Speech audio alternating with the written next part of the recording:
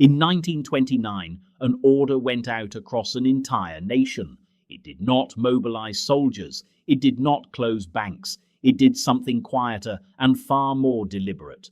More than 1 million bells were to be removed from towers, monasteries, town halls, and churches.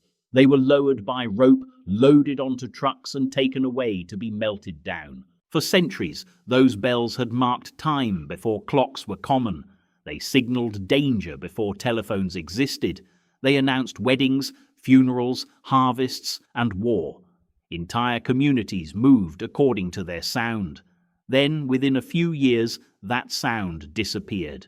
Official records described the campaign as economic necessity. Metal was scarce. Industry required raw materials. The state required compliance. Yet the scale of the operation went far beyond recycling scrap.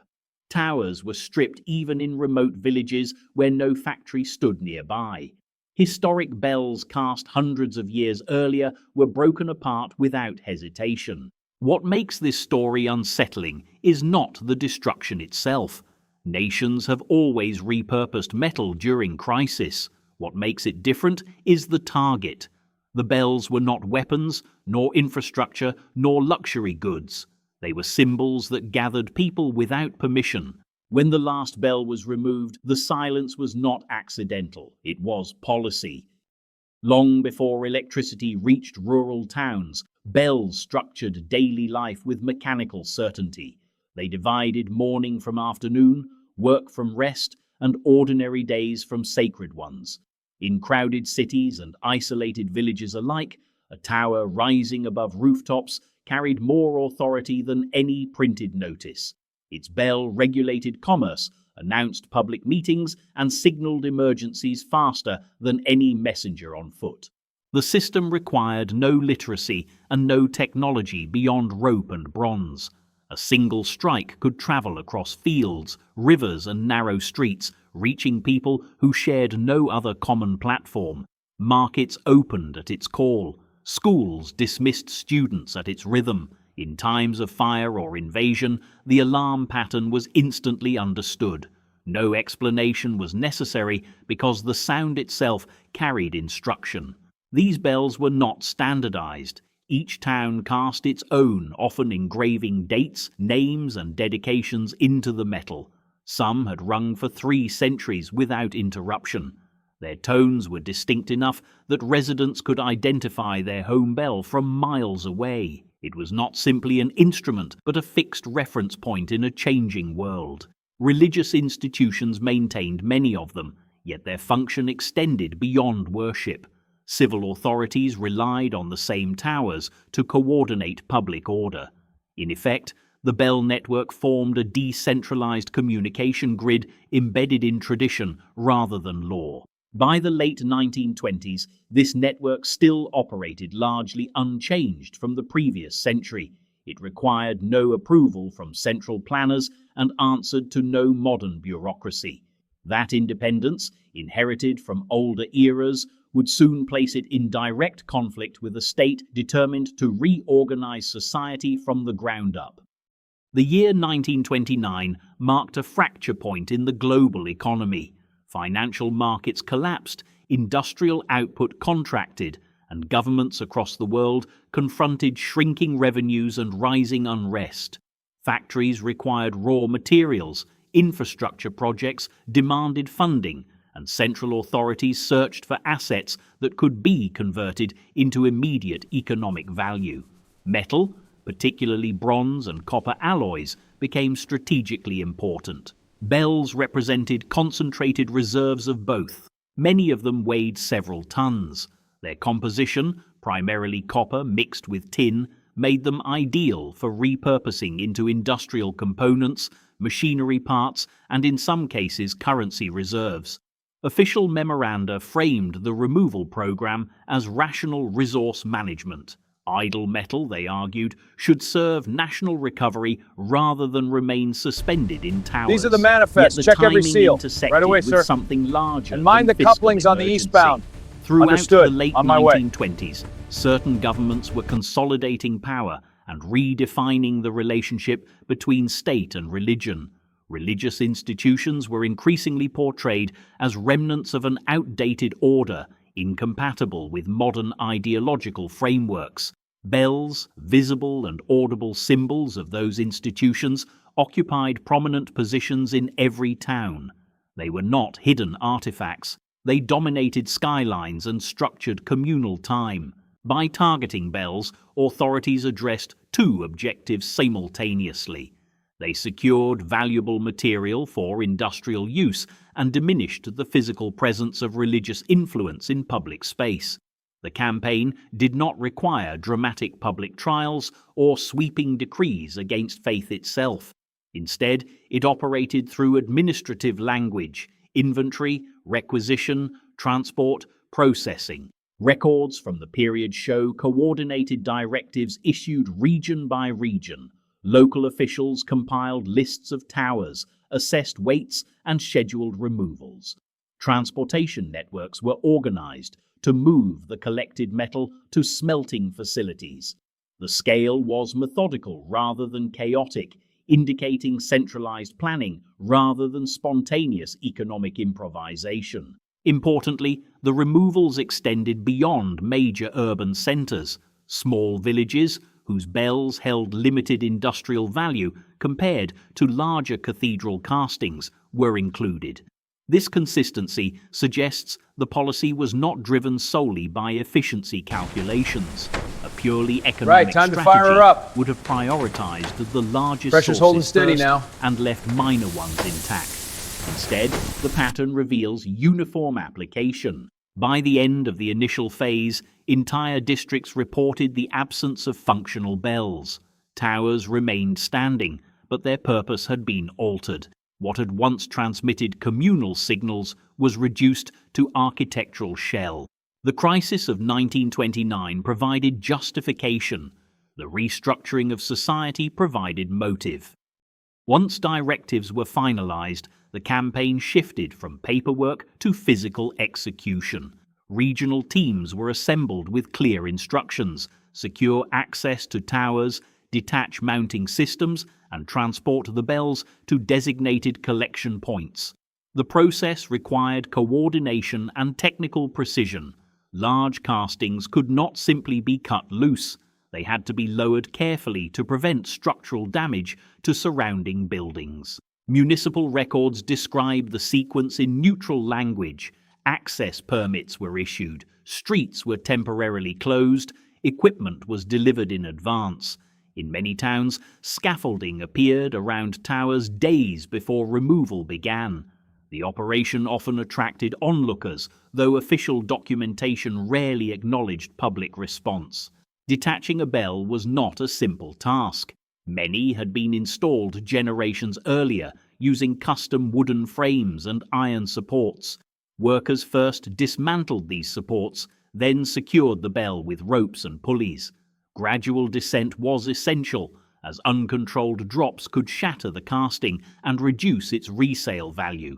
Once on the ground, the bell was inspected, weighed and marked for transport. Transportation followed established industrial routes. Trucks carried smaller units directly to regional depots. Larger bells were sometimes moved by rail, requiring cranes to load them onto freight cars. At processing facilities, inscriptions and decorative elements were considered irrelevant to their new purpose. The metal was melted and recast according to industrial specifications. The uniformity of the procedure stands out in surviving correspondence. Each district reported completion rates, tonnage collected, and projected output after smelting. Progress charts tracked compliance.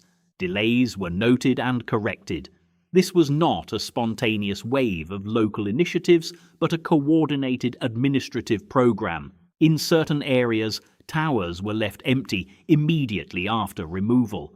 In others, officials installed temporary replacements, such as mechanical sirens or electric signaling devices. These substitutes performed limited functional roles but lacked historical continuity. Their installation reinforced the transition from inherited systems to standardized state-controlled infrastructure. By the time the first phase concluded, thousands of towers across the country stood intact, yet altered. Their silhouettes remained part of the skyline, but the instrument that had defined their identity was gone. What had once signaled communal rhythm was reduced to raw material, measured in tons rather than in memory. If the campaign had been purely about industrial supply, its impact would have ended at the smelting furnace. Metal would change form, factories would resume production, and the episode would settle into economic history.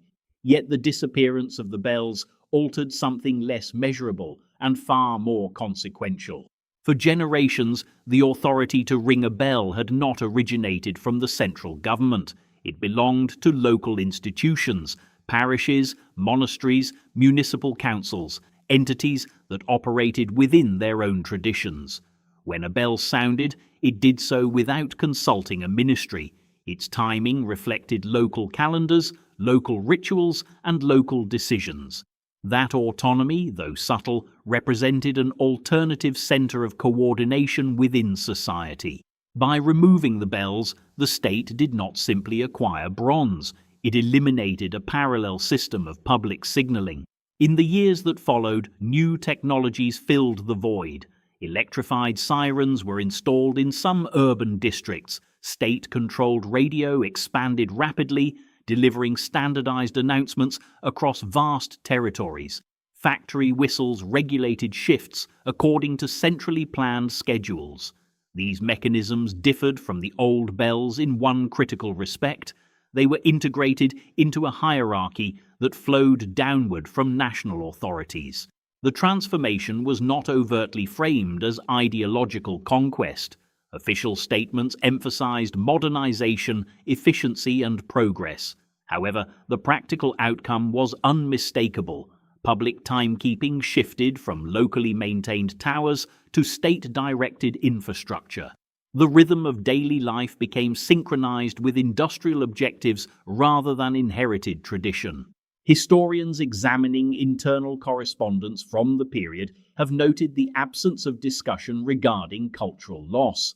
Reports focus on tonnage, compliance rates, and installation of replacements. There is little acknowledgement that the bells had embodied more than function. Their removal appears in documentation as a logistical success. Yet symbols exert influence precisely because they operate outside formal policy. A bell visible above rooftops reminds citizens of continuity that predates current leadership. It anchors identity in a narrative older than any modern program. When such markers vanish, the present gains greater control over interpretation of the past. In that sense, the campaign achieved a strategic objective beyond material recovery. It redefined who controlled public space, public signals, and ultimately public memory. In the years following the removals, daily life adjusted to new systems with surprising speed. Factory whistles dictated shifts, radio broadcasts announced official messages at designated hours, mechanical sirens marked emergencies. A generation grew up without hearing the tones that had once defined their towns. For them, empty towers were ordinary architecture rather than evidence of interruption. Attempts to reverse the policy emerged later in limited form. In certain regions, replacement bells were commissioned once political priorities shifted. Foundries cast new instruments using updated industrial standards. These replicas were installed in renovated towers, often accompanied by official ceremonies intended to signal cultural reconciliation. However, restoration proved incomplete. Original bells had accumulated meaning through longevity. Their inscriptions recorded donors, historical events, and local craftsmanship. Their tonal qualities resulted from specific casting techniques that were not always replicated with precision. Even when new bells were tuned to similar frequencies, communities recognized differences. Continuity could be symbolized, but it could not be fully reconstructed. Archival correspondence from reconstruction efforts reveals a practical challenge as well. Many original molds had been destroyed. Metallurgical formulas had changed. The context in which bells once operated had shifted towards centralized scheduling and electronic communication. Reinstallation did not return society to its previous configuration. It inserted a traditional object into a fundamentally altered system. In rural districts where resources remained scarce, towers stood empty for decades. Some were converted into storage spaces or observation posts. Others deteriorated due to neglect. The absence became normalized to the point that later residents no longer associated the structures with sound at all. The campaign that began in 1929 had therefore produced a layered outcome. It supplied material for industry, reinforced centralized authority, and permanently modified cultural memory. While certain physical elements were eventually replaced, the original network of autonomous signaling was never fully restored. The silence once implemented proved durable. By the mid-20th century, the removal of more than 1 million bells had faded from public debate. Economic recovery, political transitions, and new technologies occupied national attention. The towers remained, but their transformation was rarely discussed in official histories. What had once structured communal life was reduced to a footnote in administrative records. The episode illustrates how structural change can occur without overt confrontation. No battlefield was required. No single dramatic decree defined the moment. Instead, a sequence of logistical decisions altered the acoustic landscape of an entire country. When the bells were lowered, a decentralized network of coordination ended. In its place stood systems designed for uniform control. Material can be recast, architecture can be renovated, policy can be revised, yet certain forms of continuity depend on uninterrupted practice. Once broken, they cannot be resumed at the exact point of interruption. The bells of 1929 were not only objects of bronze, they were instruments of shared reference. Their removal did not erase faith or tradition entirely. It redefined how those elements could exist within public space. The silence that followed was not accidental, it was constructed. History often remembers revolutions for what they create. This one is remembered for what it removed.